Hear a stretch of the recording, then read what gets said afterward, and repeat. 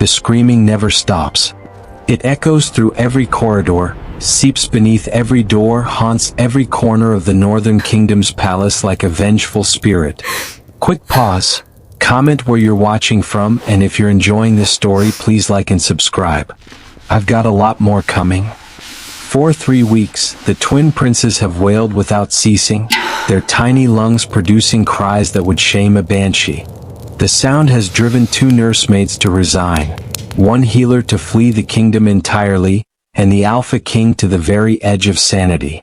Isaac Hansen stands at the window of his private chambers, knuckles white as he grips the stone sill. Below, snow falls silent and pure, mocking him with its peace. Inside, chaos reigns. Every Omega in the pack has tried to soothe his sons. Every high-ranking wolf has offered advice. Nothing works. The pups scream and scream and scream, rejecting every touch, every voice, every attempt at comfort. His mate fled 2 days after the birth. Freya took one look at the squalling infants, declared them defective, and vanished in the night with her lover. The betrayal should hurt more, but Isaac's heart turned to stone long before she left. Now he has only rage and 2 sons who won't stop crying. In the servants' quarters 3 floors below, Julie Moldestad presses a threadbare pillow over her ears. Not to block the crying, that's impossible, but to muffle the curses of the other servants who blame her somehow, as they blame her for everything. She is invisible here, less than nothing. An Omega so weak the pack barely tolerates her existence. She doesn't know that in minutes the head servant will drag her upstairs. That she will hold 2 small princes and everything will change. That the invisible girl is about to become the only person who matters. Julie's day begins at 4 in the morning, as it always does. She rises from her pallet in what was once a linen closet, now her living quarters. 3 feet wide, 7 feet long, it smells of old soap and mildew. A single candle stub provides light. She has no mirror, no window, nothing of her own except the clothes on her back and a worn leather collar marking her as the lowest-ranking Omega in the pack. She empties chamber pots first. The high-ranking wolves produce elaborate waste, the remnants of rich foods she'll never taste. Then she scrubs floors on her hands and knees, trying to be invisible as nobles step over her without acknowledgement. A countess accidentally kicks her bucket, sending dirty water across the newly cleaned marble. Julie apologizes, always apologizes, and cleans it again. At midday, another servant, Ingrid, accidentally shoves her into a wall. "Watch where you're going, Omega filth," Ingrid snarls, though Julie was standing still. Julie's shoulder throbs, but she ducks her head. Invisible. Stay invisible. She finds the kitchen cat limping with a torn pad. While others eat lunch, Julie tears strips from her only spare shirt to bandage the paw. The cat purrs. It's the kindest sound she's heard in days. Then Cook discovers her. Wasting good fabric on a cat? The blow catches Julie across the face, splitting her lip. She tastes copper and shame. That evening she helps old Henrik, the elderly groundskeeper, carry firewood he's too frail to lift alone. He pats her hand with gnarled fingers. "Kind heart," he murmurs. "Too kind for this place." She smiles, though it hurts her split lip. The screaming from the royal nursery intensifies as night falls. Julie is scrubbing the grand staircase when she hears it louder than ever. Then footsteps. The head servant, Margot, appears, face haggard and desperate. "You, come with me. Now." Julie drops her brush. "But I haven't finished." "Now." Margot's grip on her arm is iron as she drags Julie upward, toward the source of the screaming, toward her destiny. The nursery assaults Julie's senses. The crying is physically painful at this proximity, and the room reeks of sour milk and desperate herbs. 4 nursemaids huddle in the corner, faces hollow with exhaustion. 2 high-ranking Omegas stand stiffly, barely concealing their disgust at being summoned here. In twin cradles carved from ancient oak, 2 small princes scream themselves purple. "Hold them," Margot orders, shoving Julie forward. Julie's hands shake. I've never. Do it. She approaches the nearest cradle. The pup is perhaps a month old, tiny fists flailing. She's never held a baby. She'll do this wrong and be beaten for it. But Margot is watching, so Julie slides trembling hands beneath the small, warm body and lifts. The crying stops. Silence crashes into the room like a physical force. The prince's brilliant blue eyes lock onto Julie's face. His tiny nose twitches, scenting her. Then he makes a soft, contented sound and burrows against her chest. By the moon goddess, someone whispers. Julie looks at the second cradle. That prince has stopped crying too, watching her with the same intense focus. When she shifts to pick him up as well, awkwardly cradling both against her chest, he also settles immediately, nuzzling into her neck. The nursemaids stare. The high-ranking Omegas look sick with envy. And then the door opens. Alpha King Isaac Hansen fills the doorway like an approaching storm. He's massive, easily 6'5", draped in dark furs despite the overheated room. His eyes are winter ice blue, his jaw sharp enough to cut glass. Power rolls off him in waves that make Julie's Omega instincts scream to submit, to drop her gaze, to make herself smaller. But she can't. She's holding his sons. "What," he says, voice deadly soft, "did you do to my children?" Julie's voice comes out as barely a whisper. "Nothing, Alpha. I only held them." Those ice blue eyes narrow. "You used magic. Dark magic." "No. I swear You will stay here tonight. If they cry when you leave, you will explain how you bewitched them before I have you executed. Do you understand?" Julie's knees nearly buckle. "Yes, Alpha." He looks at her for one more long, suspicious moment. Then he turns on his heel and disappears. Julie wakes on a velvet chaise she doesn't remember lying down on. For a confused moment she thinks she's dreaming, until she sees the walls. Midnight blue silk, not rotting wood. A chandelier, not a candle stub. A window showing dawn breaking over the snow-covered mountains. The nursery. She's still in the nursery. Both princes sleep in her arms, warm and content. She barely dared move all night, terrified of waking them. Her back aches and her arms are numb, but the pups are peaceful. A door opens and a servant enters. Not Margot, but a younger girl who curtsies nervously. "Miss, the Alpha King has ordered you to move to the room adjacent. For the prince's needs." Mississippi. No one has called Julie that in her life. The adjacent room is larger than anywhere she's lived. A real bed with clean sheets. A wardrobe holding simple dresses in her size, Omega attire, but new without holes or stains. A private washroom. A window. She should feel grateful. Instead she feels trapped. The princes wake and immediately begin to fuss. Julie returns to them and they settle. But when Margot tries to take them so Julie can bathe, their cries return with vengeance. "Fine," Margot snaps. "Bathe with them nearby." That afternoon, Lady Astrid Bjornsson arrives like a vision of everything Julie is not. Tall, elegant, with silver blonde hair and the bearing of someone who has never doubted her worth. She surveys Julie with cold appraisal. "How temporary you are," Lady Astrid says softly. "The Alpha King needs a mother for his heirs. A proper mother. Not a glorified wet nurse who reeks of servitude." Julie keeps her eyes down.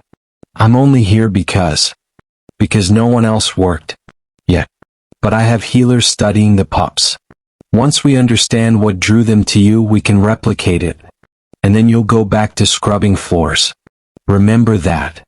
After Lady Astrid leaves, Julie notices the princes watching the door with unusual focus. Their tiny faces hold an awareness that seems too old for their age. That night, she removes her dress to wash and catches her reflection. There, on her left shoulder blade, half hidden by her hair, a crescent moon birthmark she's had since birth. Just like the 03 days pass in a strange new routine. Julie cares for the princes, Håkon and Magnus. She learns their names, while servants she once served alongside now bring her meals on silver trays. They hate her for it. She feels their contempt in every stiff bow, every forced courtesy. And always Alpha Isaac watches. He never speaks to her directly. He simply appears in the nursery doorway at odd hours, observing with those penetrating ice blue eyes. Watching as she feeds the pups. As she changes them. As she walks them through the corridor when they're fussy. His scrutiny makes her skin prickle. On the fourth night, Magnus won't settle. He's not hungry, not wet, not cold. Just fussy. Julie has exhausted every trick when she remembers something her mother sang lifetimes ago before she died and left Julie alone. She begins to hum. A wordless melody, ancient and haunting. Then soft words in the old tongue her mother taught her. A lullaby about moonlight and safety and love that never ends. Magnus' eyes drift closed. Håkon, already sleeping, makes a contented sound. Where did you learn that? Julie gasps, nearly dropping Magnus. Alpha Isaac stands in the doorway she was certain was empty seconds ago. My mother Alpha, she whispers. Before she died. He enters fully, and the room seems to shrink around his presence. He looks at his sons, expression unreadable. They rejected their birth mother from the moment they drew breath. Wouldn't feed from her. Wouldn't let her touch them. She tried for 2 days before she gave up. His jaw clenches. I thought perhaps they were ill. Broken somehow. Julie finds courage she didn't know she possessed. They're not broken, Alpha. They're aware. More than most pups. I think they knew she didn't love them. And you? His gaze pins her. Do you love them? The honest answer escapes before Julie can stop it. How could I not? Something shifts in his expression. Not quite softening, the Alpha King doesn't soften, but easing. For a heartbeat, she sees the man beneath the crown. The father lost and hurting. Then his walls slam back up. Continue what you're doing. He turns to leave, then pauses. What is your name? Julie, Alpha Julie Moldestad. Yes, on each prince's right hand. He nods once and disappears into the shadows. The princes thrive. At 5 weeks old, they're gaining weight, sleeping through most nights and developing distinct personalities. Håkon is bold and curious, always trying to wiggle free to explore. Magnus is gentler, content to watch the world from Julie's arms. She loves them both with a fierceness that terrifies her. Lady Astrid visits daily, her visits growing shorter and her demeanor colder as the pups remain attached to Julie. Other court members stop by as well. Nobles who once wouldn't acknowledge her existence are now forced to seek her out to see the royal heirs. It's Bjorn, the Alpha King's scarred personal guard, who first treats Julie like a person rather than a curiosity. He stands post outside the nursery and occasionally makes dry comments that almost sound like jokes. Lady Ragnhild's perfume could wake the dead. Or kill them again. He murmurs as a particularly pungent noblewoman leaves. Julie stifles a laugh. Bjorn's mouth twitches. It's the first moment of genuine friendship she's felt here. The poisoning happens on a gray morning. A new servant delivers the prince's milk. Julie reaches for the pitcher but pauses. Something smells wrong. Not spoiled but off. Bitter. Let me taste it first, she says. Margot frowns. That's not necessary. Julie is already drinking. The liquid burns going down. By the time she realizes her mistake, her vision is already blurring. She hears shouting. Sees Margot's horrified face. Then nothing. She wakes 3 days later. The pack doctor, an ancient woman named Helga, sits beside her bed. Wolfsbane, Helga says grimly. Enough to kill both princes. You saved their lives, girl. Julie's throat is raw. Are they? Screaming themselves hoarse. Won't eat for anyone else. Stubborn pups. Helga's eyes are kind. The Alpha King visits you twice daily. Paces like a caged wolf. But when Julie is finally strong enough to sit up, it's not Isaac who visits. It's servants gossiping in the hallway, thinking she can't hear. Poisoned herself for attention, obviously. trying to make herself indispensable. An omega like that would do anything for status. Julie closes her eyes against tears. Of course. Even saving the princes isn't enough. She will never be enough. Then Bjorn enters. He sets a bowl of broth on her table and says, "I believe you." Just that. 3 words that make her feel less alone. Recovery is slow. Julie's throat heals, but weakness lingers. The pack doctor insists she rest, but the princes won't allow it. They cry unless Julie is near, so Margot brings them to her recovery room in shifts. Even that isn't enough. On her 4th day of recovery, Alpha Isaac appears carrying both pups himself. He fills the doorway, those tiny bundles impossibly small in his massive arms, looking profoundly uncomfortable. "They won't eat," he says without preamble.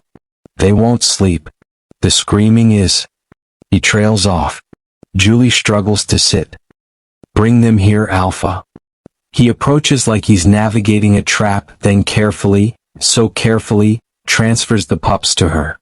They immediately settle, Håkon nuzzling her neck while Magnus grabs her finger with surprising strength. Isaac doesn't leave. He pulls a chair close and sits watching. "Helga says you could have died.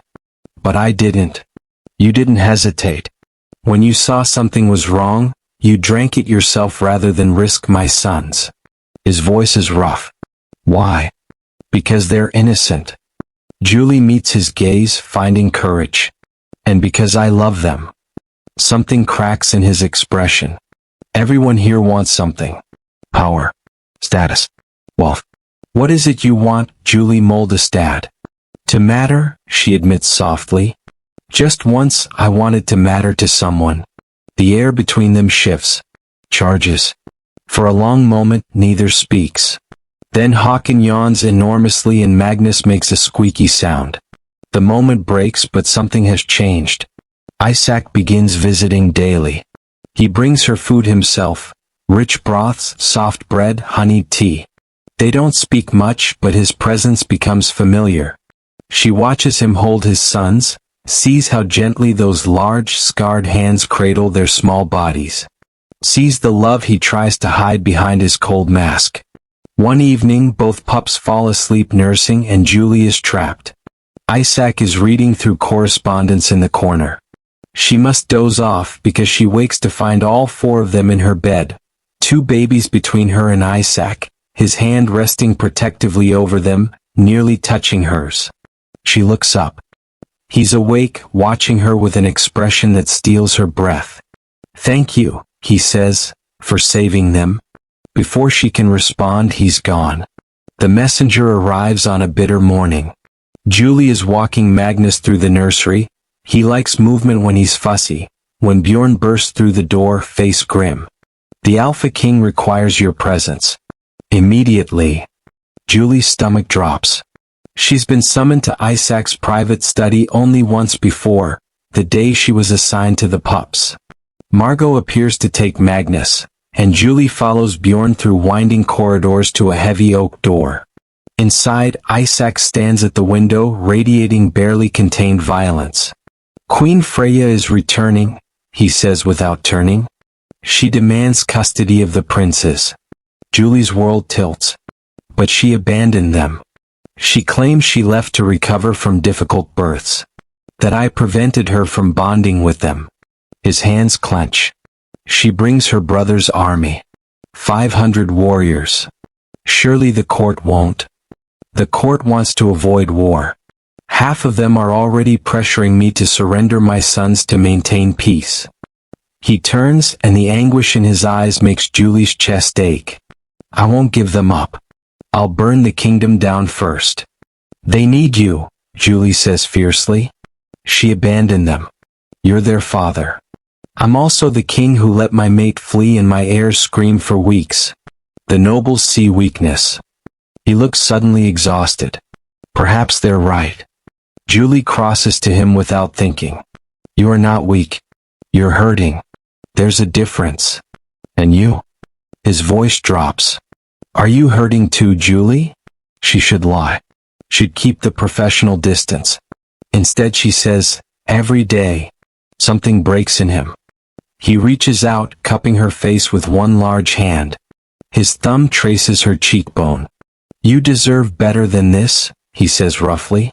"Better than a broken king and his cursed pups. They're not cursed. And you're not broken." She covers his hand with hers. "Just damaged. But what isn't in this world?" He leans closer. She can feel his breath. His hand slides into her hair. Her heart hammers against her ribs. Then a baby cries, Hawkins' demanding wail, and they spring apart. Isaac clears his throat. "Return to the nursery. I'll handle Freya." But as Julie leaves, she glances back. Isaac stands alone at the window again, but he touches the spot where her hand rested on his, like he's trying to keep the warmth. Queen Freya arrives with pageantry and arrogance. From the nursery window, Julie watches the procession. 500 warriors in silver armor, banners bearing Freya's family crest. And at the center, riding a white horse like she's the moon goddess herself, Queen Freya. She's beautiful. Tall, regal, with hair like spun gold and violet eyes. Everything Julie is not. The princes sense something wrong. They fuss despite Julie's attempts to soothe them. When Margot brings news that Freya has demanded to see her sons, Julie's hands shake. "The Alpha King refused," Margot says. "Said she forfeited her rights when she fled. But the court is divided." That night, Julie couldn't sleep. She rises to check on the pups and hears voices from the adjoining chamber, Lady Astrid's room. Julie shouldn't eavesdrop, but something makes her press her ear to the wall. Tomorrow night during the feast. While the Alpha King is distracted. Lady Astrid's voice, smooth as poison. A male voice responds, accented, unfamiliar. "And you're certain the Omega won't interfere?" "She's asleep by 8. A devoted little nurse." Astrid laughs coldly. "By the time anyone realizes the princes are gone, we'll be across the border. Freya gets her heirs, I get power and position in her court, and Isaac is left with nothing. What about the guards? Bjorn will be called away on a false alarm. The night shift is loyal to me." Pause. "This is treason, you understand. If we're caught, we won't be. Freya has this planned perfectly." Julie's blood turns to ice. They're going to kidnap the princes. Make it look like Isaac's negligence lost them. She has to tell him. But who will believe her? She's just the lowly Omega who poisoned herself for attention, as half the court believes. Exposing this will make her a target. They might kill her to keep her silent. She looks at the sleeping princes. Hawkins' tiny hand curled against Magnus' cheek. At their peaceful faces, trusting her to keep them safe. The choice is simple. She finds Bjorn first. He listens, faces the grave, then says, "I believe you. But we need proof. If you accuse Lady Astrid without evidence, she'll destroy you. Then we get proof." They lay a trap. The next night, Julie pretends to sleep early. She hears Astrid moving around next door and hears her leave. Bjorn follows her at a distance. And Julie, heart in her throat, slips into Astrid's chamber and searches. She finds letters. Dozens of them, planning the conspiracy in detail. Freya's seal on several. The public hearing takes place in the Great Hall. Every noble in the kingdom crowds the chamber. Queen Freya sits on a throne brought specifically for her, resplendent in white and silver. Isaac faces her from across the chamber, jaw clenched, eyes cold. Julie stands in the back with the other servants, Bjorn beside her, the stolen letters hidden in her apron. "I demand the return of my sons," Freya declares. "I was forced to flee due to the Alpha King's threatening behavior. I have recovered and am ready to reclaim my maternal duties." Murmurs of agreement from many nobles. Isaac's face could be carved from ice. Then Julie steps forward. "That's a lie." Every head turns. Queen Freya's eyes narrow. "Who dares? I am Julie Moldestad, caretaker to the princes, and I have proof of your conspiracy to kidnap them." The hall erupts. Guards move forward, but Isaac holds up a hand. Let her speak. Julie's voice shakes, but she forces the words out. Queen Freya and Lady Astrid Bjornsson plan to steal the princess tonight, make it appear as the alphaking's negligence, and return them to Freya as proof of Isaac's unworthiness. I have letters bearing Freya's seal detailing the entire plot. She pulls out the letters. Bjorn takes them to Isaac, who reads them, face darkening with rage. This is absurd, Lady Astrid shrieks. The Omega is delusional, seeking attention. Is that why, Isaac says softly, dangerously, your handwriting matches the letters? Why is Freya's seal genuine? Freya rises. You'll regret this, Isaac. All of you. She gestures sharply. Her warriors draw swords. Chaos explodes. Warriors charge the throne. Bjorn and loyal guards form a wall around Isaac. And someone shouts, "Get the princes!" Two of Freya's men rush toward the nursery corridor. Julie doesn't think, she simply runs, putting herself between them and the doorway. One warrior laughs. Out of the way, Omega. When he reaches for her, something inside Julie ignites. Light erupts from her body, brilliant, searing white light that throws the warriors backward. A barrier forms, shimmering and impenetrable, protecting the nursery entrance. Julie stands at its center, no longer the cowering Omega but something ancient and powerful. Guardian, gasps one of the pack elders. A guardian Omega.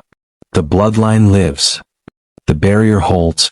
Isaac and Bjorn fight with lethal precision, disarming Freya's warriors. When Freya herself tries to flee, Isaac catches her by the throat. You abandoned them, he snarls. You conspired against them. You have no claim. They rejected me. Freya screams. From birth they knew I didn't want them. What mother wants broken pups? They're not broken. Isaac's voice could shatter stones. You are. Leave my kingdom and never return, or I'll let every pack in the realm know you betrayed your own children. Freya is dragged away. Lady Astrid is stripped of her rank and exiled. The hall gradually quiets. Then Isaac crosses to where Julie stands, the light fading from her skin. She's shaking with exhaustion. He catches her before she falls. Your guardian born, he says softly. Chosen by the moon goddess to protect royal heirs. I'm just me, she whispers. No. He cups her face. You're everything. And there, before the entire court, Alpha King Isaac Hansen claims Julie Moldestad as his mate. When nobles begin to protest, two small wolves, the princes shifted for the first time, pad forward and press against Julie's legs, their choice unmistakable. The court bows. 3 years later.